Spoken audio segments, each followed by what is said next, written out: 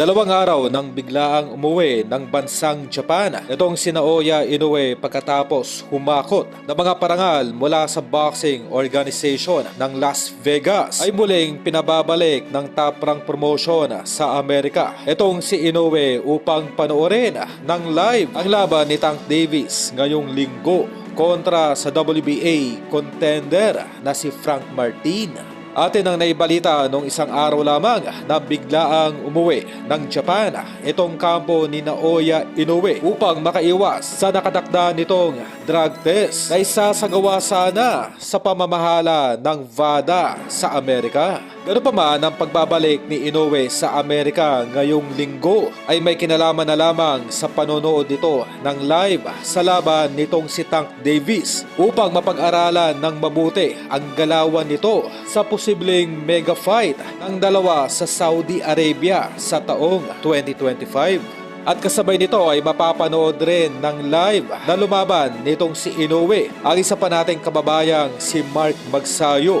na magpapakitang gilas sa undercard ng nasabing main event. Ganun pa man ay nakatakdang aakyat muna ng 126 pounds itong si Inoue pagkatapos ng huling laban nito sa super bantamweight ngayong Setyembre kontra sa former unified champion Murodjon Akhmadaliev.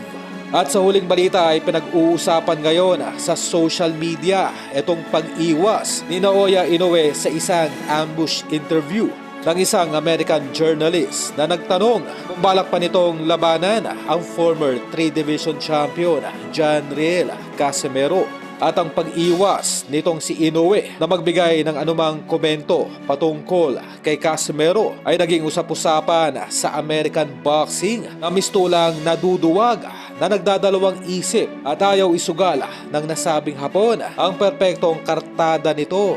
kay Cuadro Alas.